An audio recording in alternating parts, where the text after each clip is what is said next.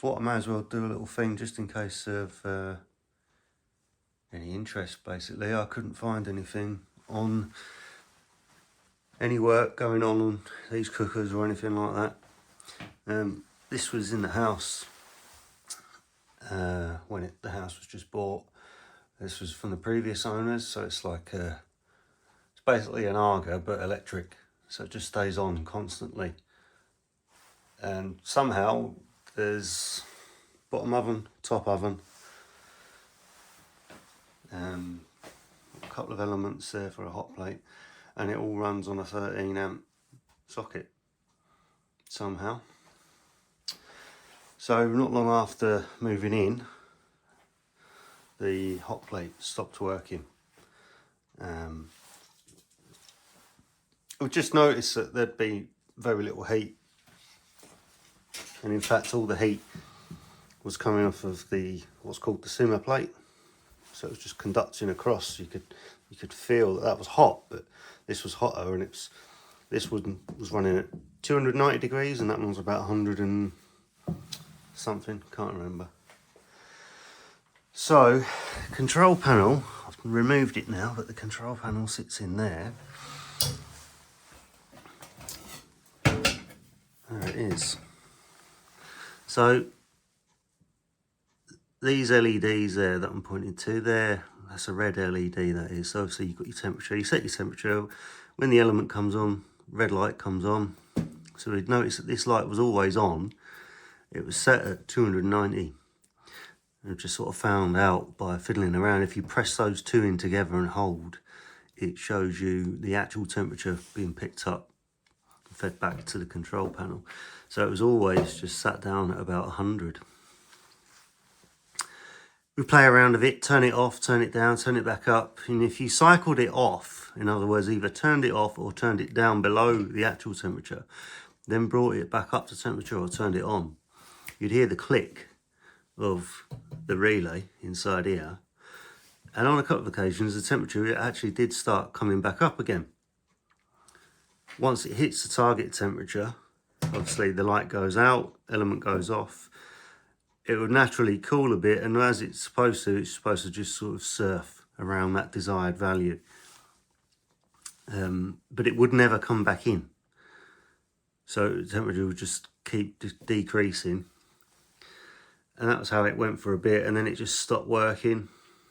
I was out here one day and I could hear some sort of like, basically it sounded like arcing coming from inside.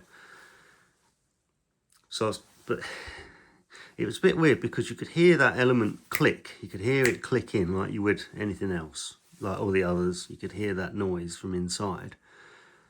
Yet it wasn't heating up on some occasions. On others it would, so it was temperamental to say the least. Then I heard that arcing going on. Now I contacted Everhot. They did suggest that it could be to do with, if I had two hands, basically the technical guy, when I eventually got through to the technical guy, because you know what it's like, you talk to the front desk and they ask you to go through some really basic troubleshooting. By that point I'd already done that and could say for certain that the element wasn't getting power. Didn't know why, but presumed it was something to do with the element, the relay inside there, although at that point I hadn't looked in there at that point. I've only just pulled it out because the house is empty for a couple of days, and this thing weighs an absolute ton. And just on that as well, these things cost a fortune. If you buy the current model of this, which has an induction plate here, they're upwards of £9,000, £9,000, and it does weigh a ton. But anyway, I mean, they were quite helpful in that the sort of technician guy was sent some bits through. Basically, there's an overheating protection in there, so presumably it's some sort of bimetallic switch type thing, and that kicks out if it gets too hot. And I think that would just be in series with the element. He told us to cut that back, bypass it, because often, you know, after a number of years, they'll the connection, I don't know what, but it was all good as gold anyway. Did that, didn't work. So went back to Everhot. Now this model, I believe this was when the previous owners bought and renovated this house, and I think they installed it around about then, which would have been sort of mid-90s. So this is now an obsolete model, and consequently so is this part, the control panel, which is kind of neither here nor there. So they were going to supply the current version of this, and I can't remember the exact price. I'll have a dig through of the emails to and fro with them. So to have this replaced, Everhot would come out, so there'd be a call out charge, there'd be a little bit, I think there was a little bit of labour and stuff like that, but we were looking at about £1,000, slightly over £1,000, just to replace that. And you can see what it is. If I switch lens. So there is a bit of trickery going on here, but basically you've got these ribbons that go back to what I've now removed, which is the power side of it. So this is the control side. Now this might still be an issue, I don't know, but I did have a little look in here. Actually goes that way around, and it just sits underneath there. There's all your element wiring. And so you've got simmer plate. I don't recall which one's which, but I actually think you've got basically your top oven, your bottom oven, your simmer plate and your grill, not in that particular order, and then this one's your hot plate. And I did actually cycle the hot plate with this open and could hear an almighty click on some occasions and then not on others. And you could see all of these work. You could see the arc as you turned it off and they dropped out. So I could identify those ones like that. So that one's obviously the hot plate. But, you know, hopefully that is what's going to fix this. If it's on this side of it, so basically you've got your latching relay there. So that gets 24 volts and then obviously latches in, and then you've got your main power side here. So yeah, that one, I think, yeah, those two. And wherever neutral is, there's your power that comes in off your wall socket.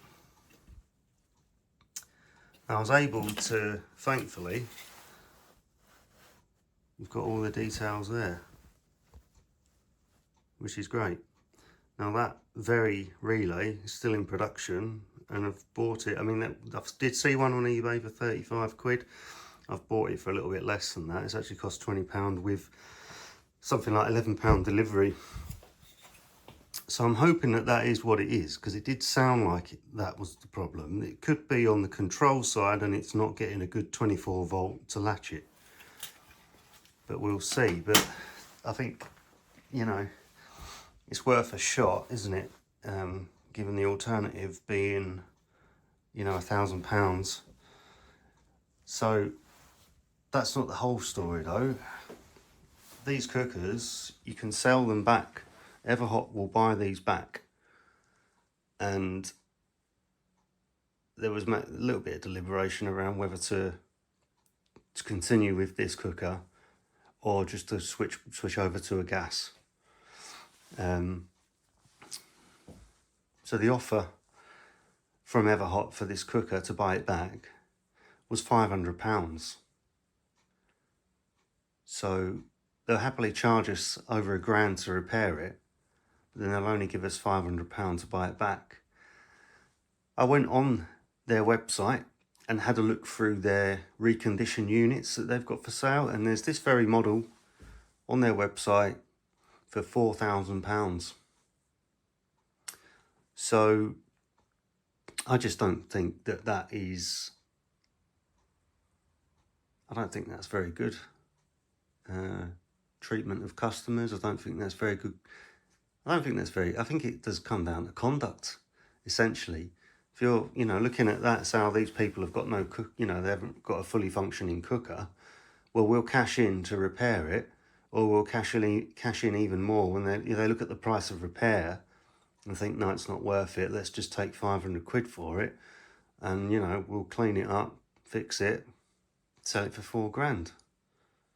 I think that's a piss take.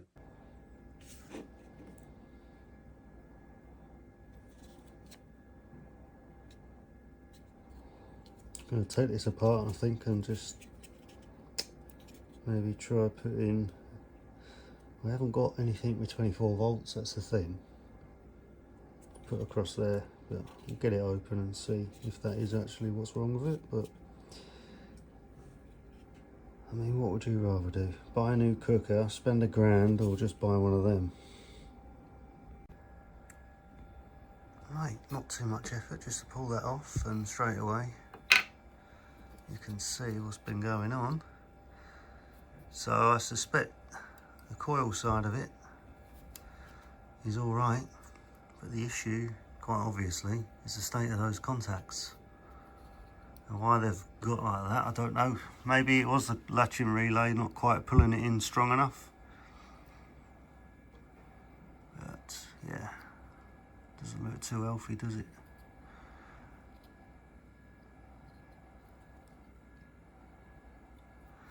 Yeah, it could be that failing in some way.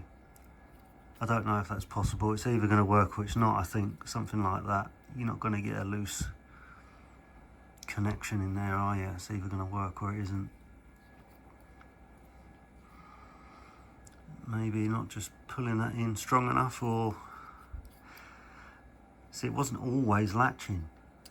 It wasn't always latching, so... There's not a lot to move there either, is there? And it used to make a fair clunk as well, every now and then. It's definitely been arcing. Strange, I don't know. Don't know, is it just purely contacts, or is it more sort of control side? Right. New one on. Yep. Shit soldering, but I've belled them all out, everything's right.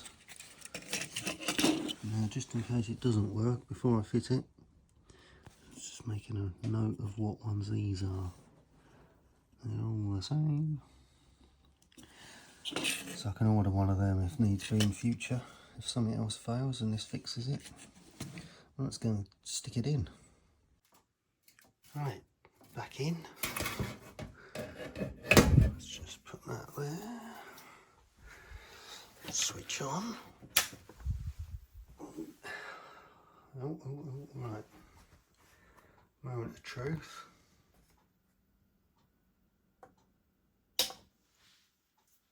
Good click. Now we wait. Definitely feel warmth.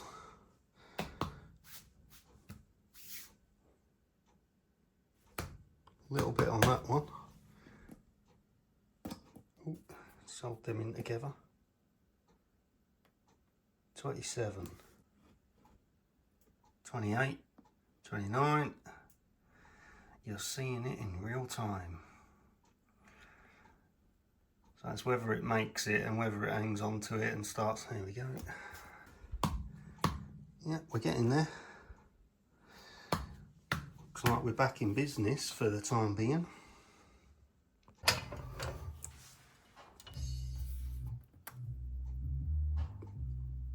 $296. See, it overshoots as well because it's just an on-off relay, so it's not even like it's got proper like PID control on it. Yeah, job done.